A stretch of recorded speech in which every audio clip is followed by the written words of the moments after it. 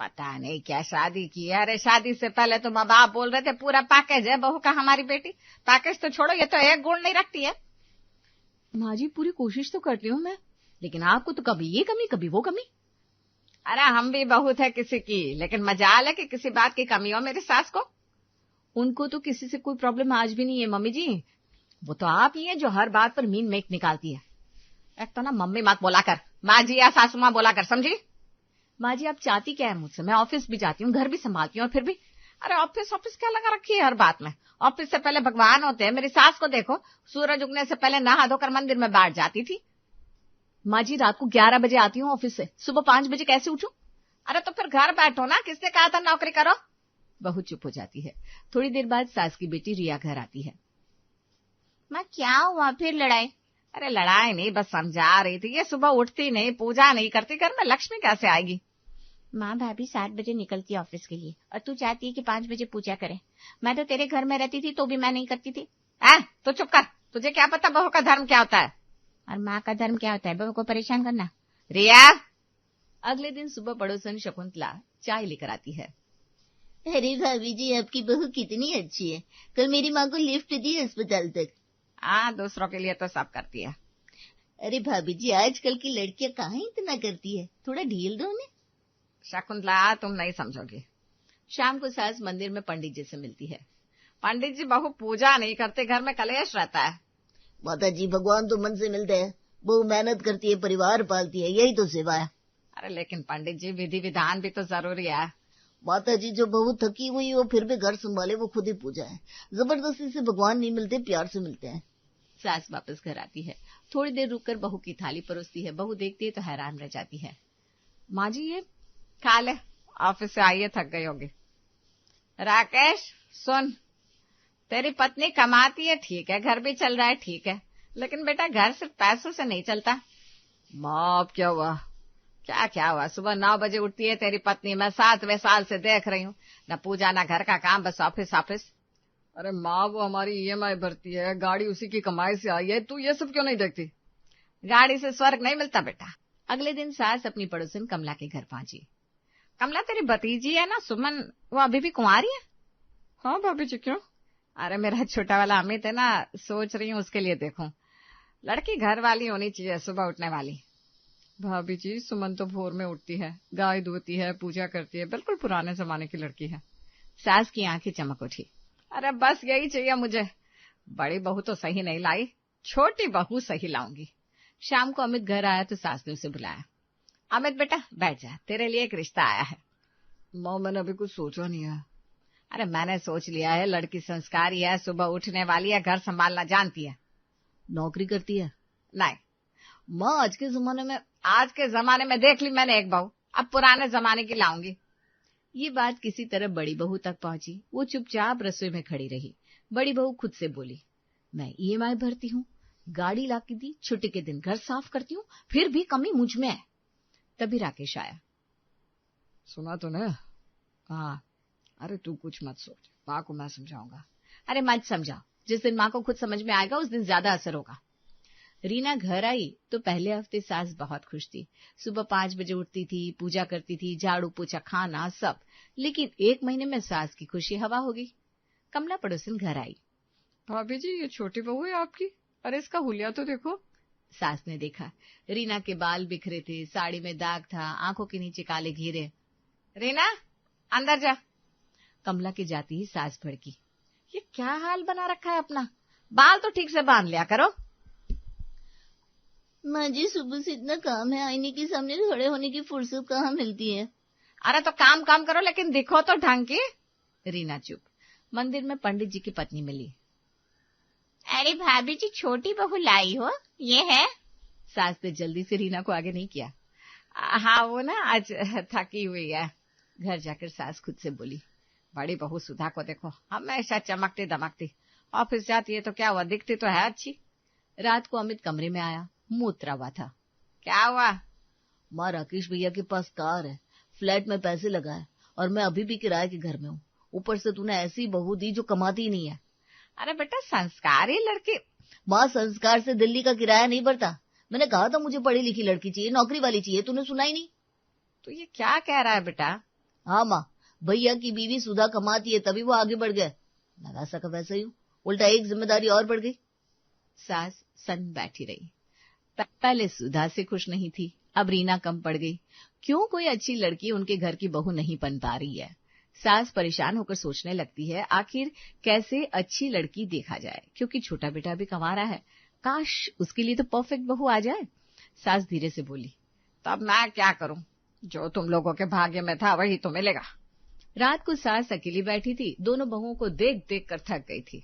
मन में बोली, एक काम करती है तो हुलिया खराब, एक हुलिया ठीक रखती है तो सुबह नहीं उठती। भगवान ने कोई बीच वाली बनाई भी है कि नहीं? तभी दरवाजे पर दस्तक हुई। सास हैरान, कौन है? सामने खड़ा था छोटा बेटा। माँ अंदर आओ, आपको किसी से मिलवाना है। आजा, अब तू किसे उठा लाया? रोहन अंदर आया, साथ में एक लड़की थी, जींस कुर्ता, बाल खुले, आंखें नीची। माँ ये मिन्नी है, मैं इससे शादी करना चाहता हूँ। ये बहुत अच्छी है माँ, बिल्कुल वैसी जैसे तू चाहती थी। सास ने ऊपर से नीचे देखा। लग तो ठीक रही है, लेकिन लगने से अब क्या होगा? बैठो, तुझे पता है ना मुझे कैसी बहू। मिन्नी बैठ गई। सास चुप रही। मिन्नी को डर लग रहा था, उसे पहले ही पता था कि होने वाली सास तेज है। माँ कुछ बोलो ना। अरे क्या बोलूं, लड़की लेकर आ गया, बोलने को क्या बचा? माँ प्लीज। जा, अभी कल बात करेंगे। रात को सास ने ठान लिया, मना कर देगी। लव मैरिज, वो भी बिना पूछे? नहीं, बिल्कुल नहीं। अगले दिन मिन्नी अकेली आई। माँ जी रोहन ने नहीं भेजा, मैं खुद आई हूँ। हिम्मत है तुझमें? माँ जी मैं रोहन से प्यार करती हूँ, आपकी बहू बनने के लिए जो कहोगी मैं करूंगी। सास ने तेज नजर से देखा। कुछ भी? हाँ। नौकरी करती है? हाँ, एमएनसी में हूँ। सुबह उठ सकती है? उठती हूँ ना, ऑफिस 9 बजे है तो 7 बजे निकलती हूँ। घर का काम सीख लूंगी। सास मन में सोचने लगी, कमाती भी है, दिखती भी ठीक है, बोलती भी तमीज से है। तभी मिन्नी नीचे झुकी और सास के पैर पकड़ लिए। माँ जी रोहन के बिना नहीं रह सकती, बस आपकी हाथ चाहिए। सास का दिल थोड़ा पिघला, लेकिन चेहरे पर कुछ नहीं आने दिया। ठीक है, एक शर्त है। बोलो माँ जी। शादी के बाद चाहे ऑफिस जाओ, लेकिन रविवार सुबह पूजा मेरे साथ करोगी। घर में लक्ष्मी पैसों से नहीं, नियत से आती है। मिन्नी ने सास की आंखों में देखा। पक्का माँ जी, आप एक बार शादी तो करवा दे। शादी हो गई। मिन्नी घर में आई तो सुधा और रीना ने एक दूसरे को देखा। देखते हैं कब तक टिकती है, क्योंकि माँ जी के परफेक्शन का तो कोई अंत ही नहीं है ना। दीदी देखने में तो ये ऐसी लग रही है कि ये कहीं मम्मी जी की छुट्टी ना कर दे। शादी के कुछ दिनों तक तो मिन्नी ने सब संभाला, लेकिन फिर कुछ महीने बाद सुबह के 7 बज गए थे। सास ने पहले रसोई में झांका, खा ली, फिर आंगन में गई, सन्नाटा। तीनों बहुओं के कमरों के दरवाजे बंद। सास बड़बड़ाई, वाह रे किस्मत, 3 बहुएं हैं घर में और एक भी नहीं दिखती सुबह को। तभी नजर गई, चाय रखी थी ढककर, नाश्ता बना था, सब कुछ वक्त पर। फिर भी सास का मन नहीं माना। थोड़ी देर में वो पड़ोसन शांति के घर जा थमकी।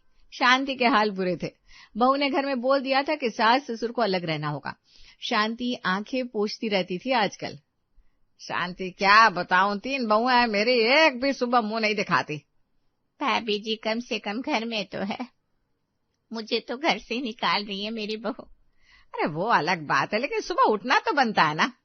भाभी जी आजकल की लड़कियां रात को देर तक काम करती हैं, ऑफिस घर बच्चे सब संभालती हैं, थोड़ी ढील देनी पड़ती है उन्हें, और खुद को भी थोड़ा एडजस्ट करना पड़ता है। सास की भौहें चढ़ गई। ढील तुमने दी थी ना, ढील देख लो अपना हाल। आज घर से निकलने की नौबत आ गई। मैं वो गलती नहीं करूंगी। भाभी जी मेरी बात अलग है। अलग कैसे? ढील दो तो सिर पर चढ़ती है, यही हुआ है ना तुम्हारे साथ। शांति चुप हो गई, आंखें भर आई। सास और आगे कुछ बोलती तभी दरवाजे पर आहट हुई। मिन्नी खड़ी थी, बाल बंधे थे, दुपट्टा ओढ़े थी, हाथ में ट्रे, 2 कप चाय और बिस्किट। मिन्नी ने पहले शांति के पैर छुए। नमस्ते आंटी जी। फिर सास के पैर छुए। माँ जी आप यहाँ थी, मैं घर में ढूंढ रही थी, लीजिए चाय। शांति ने चाय ली और मिन्नी को देखती रही। भाभी जी ये कौन सी बहू है? छोटी वाली। काश मेरी भी ऐसी होती। मिन्नी मुस्कुराई और चली गई। सास ने चाय का घूंट लिया, मन थोड़ा ठंडा हुआ, लेकिन मुंह से निकला, फिर भी सुबह उठती नहीं है ढंग से। पता नहीं, शर्म लिहाज तो जैसे खा गई है, किसी काम की नहीं है। पड़ोसन चली जाती है, लेकिन आ जाती है बेटी रिया, वो भी रोते हुए। दोपहर का वक्त था, तीनों बहुएं अपने अपने कामों में थी। तभी दरवाजा खुला और रिया अंदर आई। आंखें लाल, दुपट्टा भींचा हुआ। अरे रिया क्या हुआ बेटा? माँ। और वो रो पड़ी। सास ने गले लगा लिया।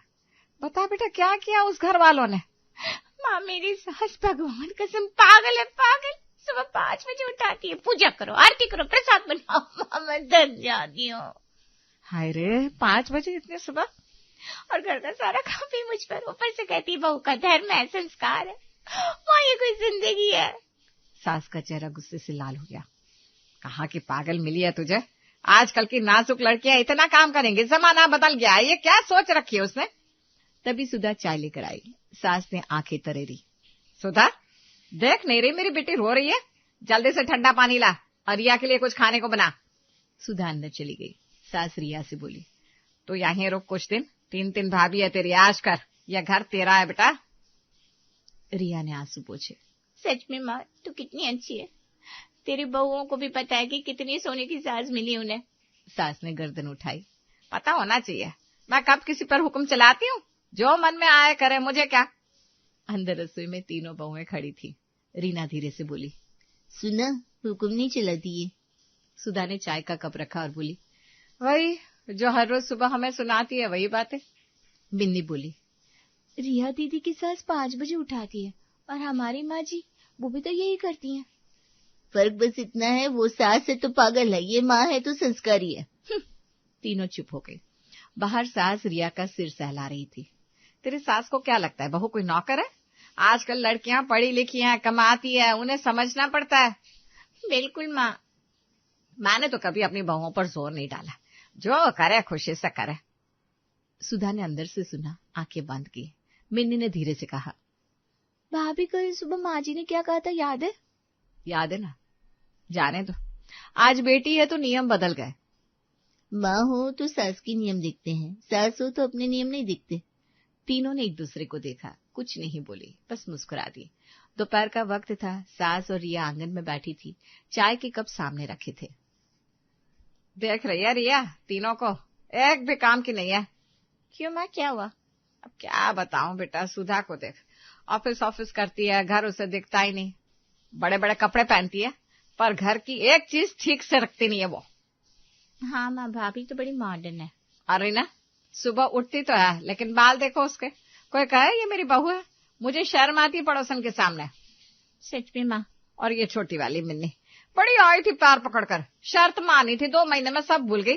रविवार को पूजा, वो तो बस नाम की है। माँ तू इन तीनों को कैसे संभाल लेती है? अरे बेटा मेरा दिल बड़ा है ना, इसलिए, वरना कोई और होती तो। तभी दरवाजा खुला। अमित अंदर आया। चेहरे पर थकान थी, लेकिन आंखों में कुछ और भी था। माँ बैठ जा, कुछ बात करनी है। हाँ बोल। मेरी नौकरी लग गई है पुणे में, अच्छा पैकेज है। सास की आंखें चमकी। वाह बेटा, ये तो अच्छी खबर है।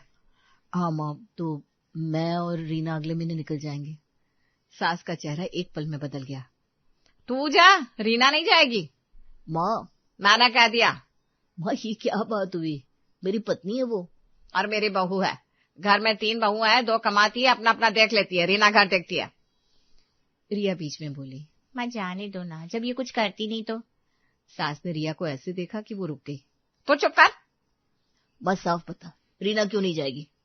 क्योंकि घर चलाना पड़ता है। सुधा को फुर्सत नहीं, मिन्नी को तमीज नहीं, रीना रहेगी। यानी तू मेरी पत्नी को अपनी नौकरानी बनाकर रखना चाहती है? नौकरानी? यह शब्द दोबारा मत बोलना।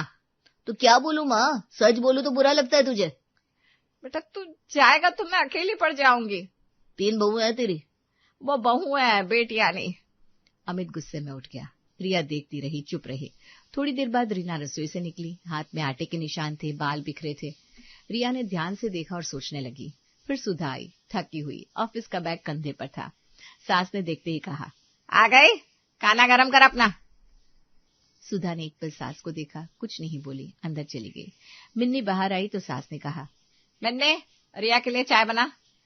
मिन्नी ने रिया को देखा, मुस्कुराई और अंदर चली गई। रिया की नजर तीनों पर थी।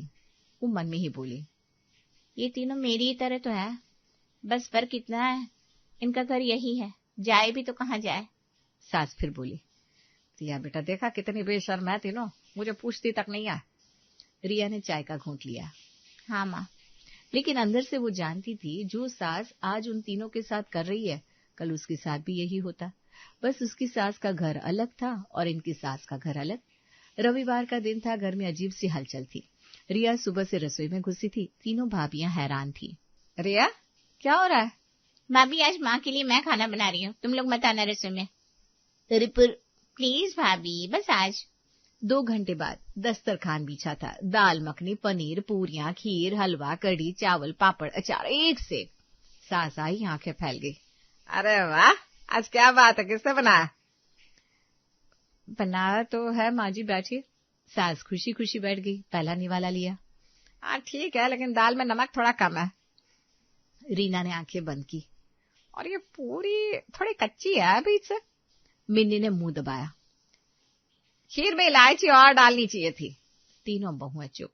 तभी सुधा बोली, माँ जी एक बात बताऊं? आप बोल। ये सब रिया ने बनाया है। सास रुक गई, निवाला हाथ में रह गया। क्या? रिया सामने आकर बैठ गई। हाँ माँ, मैंने बनाया, 2 घंटे लगे, पूरी कोशिश की। तो बेटा नमक। माँ, भगवान के 56 भोग में भी लोग कमी निकाल लेते हैं, वो तो भगवान है, इंसान क्या बनाएगा जो तुझे परफेक्ट लगे। सास चुप। माँ, सुधा भाभी ऑफिस जाती है फिर भी घर चलाती है। रीना भाभी सुबह उठती है, थक जाती है तो हुलिया बिगड़ता है। मिन्नी भाभी नई है, सीख रही है। तीनों अपनी अपनी जगह पूरा दे रही है, लेकिन तू है कि। रिया सुन माँ, जब मेरी सास ने मुझे सुबह उठाया तो तुझे बुरा लगा, लेकिन यहाँ तू 3 बहुओं के साथ क्या कर रही है बता। कमरे में सन्नाटा। तभी दरवाजे पर दस्तक हुई। बाहर रिया की सास खड़ी थी, साड़ी एकदम सादी, चेहरे पर थकान। रिया चौंकी। आप? रिया बेटा, घर में तेरे बिना सब सुना है। मेरा बेटा गुमसुम है, मैं माफी मांगने आई हूँ। रिया की आंखें भर आई। मैं गलत थी, इतना बोझ नहीं डालना था तुझ पर। तू मेरी बहू नहीं, बेटी है मेरी। रिया ने उनके पैर छुए। सास ये सब देख रही थी चुपचाप। रिया की सास ने सास को देखा। भाभी जी, आपकी बेटी बहुत अच्छी है, संभाल कर रखिए। सास कुछ नहीं बोली। शाम को सब चले गए। घर में सिर्फ सास और तीनों बहुएं थी। सास देर तक चुप बैठी रही, फिर धीरे से बोली, सुधा। जी माँ जी। कल से जब आए ऑफिस से खाना गरम करके दे देना, खुद मत खड़ी रहना। सुधा ने सास को देखा। रीना जी। बाल बिखरे रहे चलेगा, काम करती है तू इतना। रीना की आंखें भर आई। मिन्नी। माँ जी। रविवार की पूजा आधे घंटे की, बाकी छुट्टी। मिन्नी मुस्कुरा दी। तीनों ने एक दूसरे को देखा। सास बोली, और सुनो, माफी नहीं मांगूंगी, बड़ी हूं ना। सुधा धीरे से बोली, माँ जी 56 भोग में कमी निकालने वाले माफी नहीं मांगते, बस अगली बार थाली खाली कर देते हैं।